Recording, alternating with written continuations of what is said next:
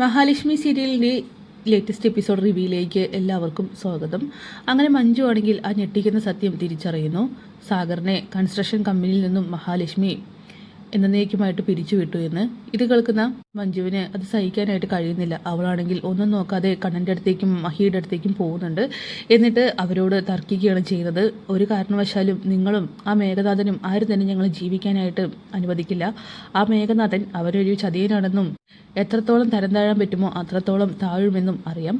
പക്ഷേ അതുപോലെ ആവരുത് ഏട്ടാ, നിങ്ങൾ രണ്ടുപേരും ഇങ്ങനെ ചെയ്യുമെന്ന് ഒരിക്കലും കരുതിയില്ല. സാഗരേട്ടൻ നിരപരാധിയാണെന്നും ആ കഞ്ചാവ് കേസിൽ സാഗരേട്ടനല്ല മേഘനാഥനാണ് പ്രതിയെന്നും മഞ്ജു പറയുന്നുണ്ട്. ഇനിയിപ്പോൾ ജീവിക്കാൻ മറ്റൊരു വഴിയില്ലെങ്കിൽ നിങ്ങൾക്കരികിലേക്ക് തിരിച്ചു വരുമെന്നൊന്നും കരുതണ്ട എന്നും എന്നേക്കുമായിട്ട് തൻ്റെ ജീവിതം അവസാനിപ്പിക്കുമെന്നൊക്കെ മഞ്ജു പറഞ്ഞ് ഭീഷണിപ്പെടുത്തി അവിടെ നിന്നും ഇറങ്ങിപ്പോകുന്നു. ഈ സമയം മഹിക്കാണെങ്കിൽ ആ ഒരു വാക്കുകളൊക്കെ കേട്ടിട്ട് ആകെ വിഷമാവുന്നുണ്ട്. അവളാണെങ്കിൽ കണ്ണനോട് പറയുകയാണ്, സാഗറിൻ്റെ കാര്യത്തിൽ ഞാൻ എടുത്ത തീരുമാനം അത് തെറ്റായി പോയെന്ന് എനിക്കും തോന്നിയിട്ടുണ്ടെന്നും. അങ്ങനെ കണ്ണൻ ഒരു വാക്ക് കൊടുക്കുന്നുണ്ട്. അതായത് സാഗർ കഞ്ചാവ് കേസിൽ നിരപരാധിയാണെന്ന് തെളിഞ്ഞാൽ ഉറപ്പായിട്ടും അവനെ നമ്മളിനി സംശയിക്കേണ്ടതില്ല. പിന്നെ ആ മേഘനാഥൻ അവനെ ഒന്ന് നിയന്ത്രിക്കുന്നത് നല്ലതായിരിക്കും. ഇനി അവൻ നിരപരാധിയാണെന്ന് തെളിഞ്ഞാൽ അവൻ ഈ കമ്പനിയിൽ തന്നെ വീണ്ടും ജോലി കൊടുക്കണമെന്നൊക്കെ കണ്ണനും മഹാലക്ഷ്മിയും തീരുമാനിക്കുകയാണ്. അങ്ങനെ മേഘനാഥൻ കാരണം കൊണ്ട് സാഗറിനും മഞ്ജുവിനും പുതിയൊരു ജീവിതമാണ് കിട്ടാനായിട്ട് പോകുന്നത്. പിന്നീട് സാഗറാണെങ്കിൽ മാർക്കോയുടെ അടുത്ത് പോയിട്ട് നടന്ന കാര്യങ്ങളൊക്കെ തന്നെ പറയുന്നു. മഹി കൺസ്ട്രക്ഷൻ കമ്പനിയിൽ നിന്നും ഇറക്കി വിട്ടതും അതുപോലെ മഞ്ജുവിന് നേരെ ഉണ്ടായ ആ ഒരു വൃത്തികെട്ട പ്രവൃത്തിയും ഒക്കെ തന്നെ മേഘനാഥൻ കാരണം കൊണ്ടാണ് അവളോട് അങ്ങനെ പെരുമാറിയത്. ഇത് കേൾക്കുന്ന മാർക്കോയ്ക്കാണെങ്കിൽ അത് സഹിക്കാൻ കഴിയുന്നില്ല. അവനാണെങ്കിൽ രണ്ടും കൽപ്പിച്ചുകൊണ്ട് ആ ടെക്സ്റ്റൈൽസ് ഓണറെ കാണാനായിട്ട് പോകുന്നുണ്ട്. എന്നിട്ട് അവനായിട്ട് രണ്ടെണ്ണം കൊടുക്കുന്നുണ്ട് കേട്ടോ. എന്നിട്ട് നേരെ പോകുന്നത് മേഘനാഥനെ കാണാൻ തന്നെയാണ്. അങ്ങനെ മേഘനാഥനോട് മാർക്കോ ചോദിക്കുന്നുണ്ട്, നിന്നോടല്ലേ പറഞ്ഞത് ആ സാഗറിനെയും മഞ്ജുവിനെയും ജീവിക്കാൻ അനുവദിക്കണമെന്നും അവരുടെ ജീവിതത്തിൽ വിലങ്ങുതടിയായിട്ട് നിൽക്കരുതെന്നൊക്കെ പറയുമ്പോൾ അതെങ്ങനെ സാധിക്കും? അവൾ എന്നെ തേച്ചിട്ടല്ലേ അവനോടൊപ്പം പോയത്. അങ്ങനെ അവൾ സുഖത്തോടെയും സമാധാനത്തോടെയും ജീവിക്കേണ്ട എന്നൊക്കെ മേഘനാഥൻ പറയുകയാണ്. ഇനിമേലാൽ അവർക്കെതിരെ നീ ചെറുവിരൽ അനക്കിയാൽ മേഘനാഥ പറഞ്ഞില്ല എന്ന് വേണ്ടില്ല, നിന്റെ ജീവൻ തന്നെ അപകടത്തിലാവുമെന്നൊക്കെ പറയുകയാണ്.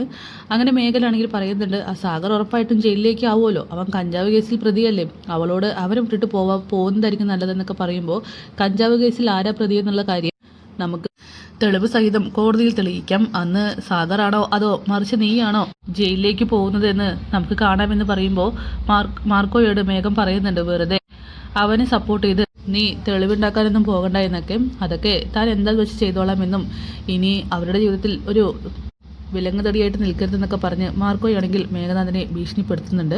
പിന്നീട് മാർക്കോ നേരെ ചെല്ലുന്നത് മഹിയെയും കടനെയും കാണാൻ വേണ്ടി തന്നെയാണ്. എന്നിട്ട് മാർക്കോ മഹിയോട് പറയുന്നുണ്ട്, മേഡം അങ്ങനെ ഒരിക്കലും ചെയ്യരുതായിരുന്നു.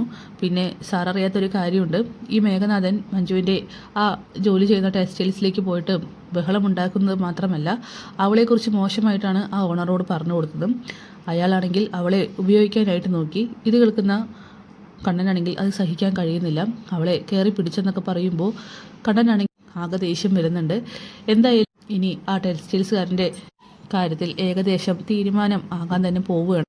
അങ്ങനെ കണ്ണനും മഹിയും ചേർന്ന് ഉണ്ണിയോട് പറയുന്നുണ്ട്, നിന്റെ സ്വന്തം അനിയത്തിയെയാണ് നീ അവനോടൊപ്പം ചേർന്ന് കൊലയ്ക്ക് കൊടുത്തുകൊണ്ടിരിക്കുന്നതെന്നൊക്കെ പറയുമ്പോൾ ഉണ്ണി പറയുക, സ്വന്തം അനിയത്തി അവളെപ്പോൾ ആ ജീവനും തുല്യം സ്നേഹിക്കുന്ന മേഘേട്ടനെ വിട്ടു പോയോ അന്ന് തന്നെ ഞാൻ തീരുമാനിച്ചതാണ് അവളെൻ്റെ അനിയത്തിയല്ല എന്ന്. അവൾ കഷ്ടപ്പെടണം, അവൾ ഒരു ഗതിയുമില്ലാതെ ഇവിടേക്ക് തന്നെ തിരിച്ചു വരണം. ആ സാഗർ എത്രത്തോളം വൃത്തികെട്ടവനാണെന്ന് അവൾക്കറിയില്ലെന്നൊക്കെ ചോദിക്കുമ്പോൾ അതിനേക്കാൾ വൃത്തികെട്ടവനാണ് ഈ മേഘനാഥൻ. നിങ്ങളെല്ലാവരും ചേർന്ന് അവനെ സപ്പോർട്ട് ചെയ്യാതെ ആ മഞ്ജുവിനെ സപ്പോർട്ട് ചെയ്ത് കൂടെ നിർത്താൻ നോക്കണമെന്നൊക്കെ പറയുമ്പോൾ അതൊക്കെ ഏട്ടനും ഏടത്തെയും കൂടി ചെയ്താൽ മതി, ഞങ്ങൾക്ക് എന്തായാലും അതിനൊന്നും കഴിയില്ല. പിന്നെ നിങ്ങൾക്കാണല്ലോ ഞങ്ങളുടെ ശത്രുക്കളെ ചേർത്ത് പിടിക്കുന്ന സ്വഭാവം. ഇനിയിപ്പോൾ ഞങ്ങളുടെ ശത്രുപക്ഷത്ത് ആ മഞ്ജു ഉണ്ടല്ലോ, അവളെയും കൂടി അങ്ങ് ചേർത്ത് പിടിച്ചേക്കെന്നൊക്കെ പറയുകയാണ്. എന്തായാലും മഹി പറയുന്നുണ്ട്, നല്ല മനുഷ്യരായിട്ട് ജീവിക്കാൻ നോക്കും, എപ്പോഴും ഇങ്ങനെ ദുഷ്ടചിന്ത മനസ്സിൽ വെച്ച് ജീവിക്കേണ്ട, സ്വത്തും പണവും മാത്രമല്ല ബന്ധങ്ങൾക്ക് കൂടി വിലയുണ്ടെന്നൊക്കെ മഹി പറയുമ്പോൾ ബന്ധങ്ങളൊക്കെ നിങ്ങളങ്ങോട്ട് ചേർത്ത് പിടിച്ചാൽ മതി, നിങ്ങളങ്ങനെ തന്നെയാണല്ലോ ഇപ്പോൾ ചെയ്തുകൊണ്ടിരിക്കുന്നത്.